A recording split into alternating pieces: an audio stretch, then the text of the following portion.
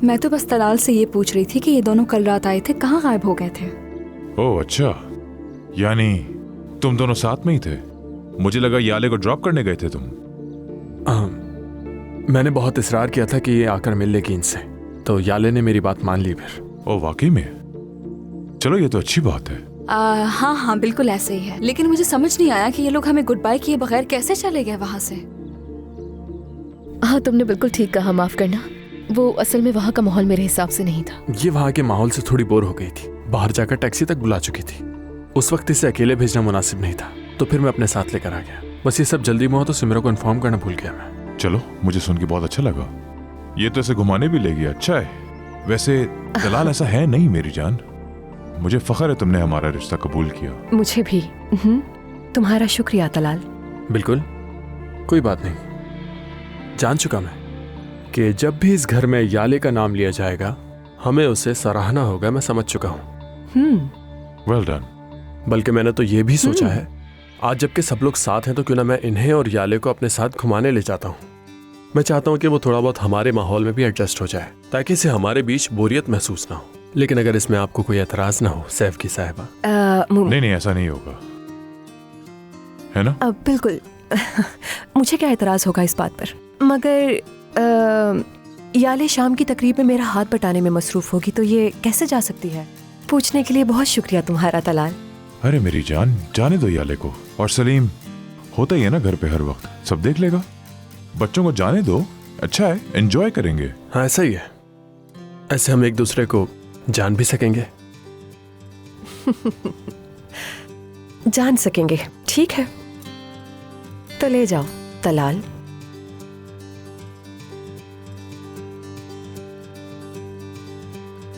तुम्हें हमारे घर के माहौल का अंदाजा हो गया होगा। तकरीबात है कि खत्म ही नहीं होती। आज मेहंदी का फंक्शन, फिर कल शादी का दिन। जी समझ सकती हूँ मैं। इस मौके पर हर किसी की यही ख्वाहिश होती है कि खुशियों को खूब एंजॉय किया जाए। आप लोग बैठे, मैं आती हूँ।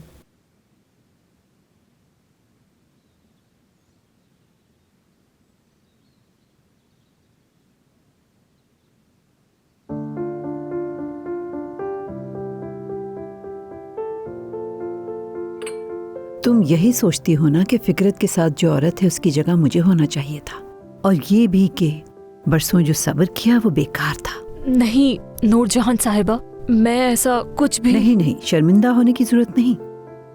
तुम्हारी वो सोच बिल्कुल गलत नहीं थी। फिकरत के साथ तुम्हें ही होना चाहिए था इस वक्त। मुझे भी ये कबूल था, पहले भी यही चाहती थी और आगे भी यही चाहूंगी। लेकिन आपके बेटे ने अपना इंतखाब तो कर लिया है ना अब। बिल्कुल, मगर सिर्फ अभी के लिए।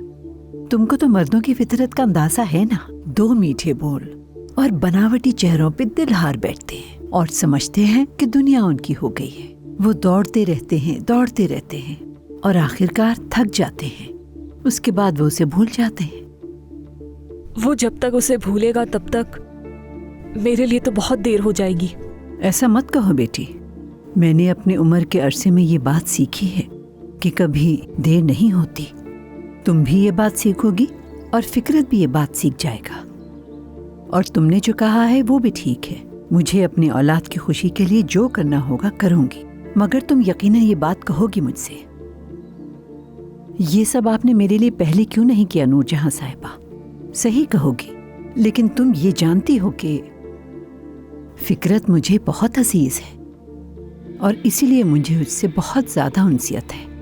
मानती हूँ अपनी कमजोरी के आगे हार गई थी, मगर तुमसे वादा करती हूँ फिकरत को उसकी कमजोरी के आगे किसी सूरत हारने नहीं दूंगी।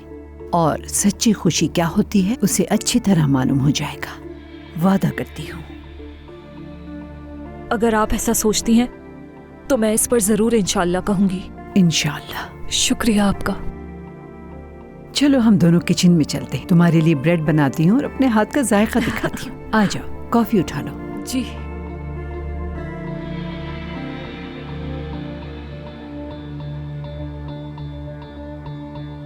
मेरी जान, फिक्र मत करो, जल्दी काम से फ्री होके घर आ जाऊंगा। तुम बस अच्छे से तैयार हो जाना और मेरा इंतजार करना। और वैसे मैं तुम्हारा शुक्रिया अदा करना चाहती हूँ कि इस तरह के हालात में भी तुम हमारे साथ खड़े रहे। यकीनन ये तुम्हारे लिए मुश्किल होगा। यानी ये बात तो तुम जानते हो कि इन गलतफहमियों के होते हुए हम खुशगवार तरीके से नहीं रह सकते थे। फिक्र क्यों करती हो? हर चीज संभाल ली है मैंने मेरी जान।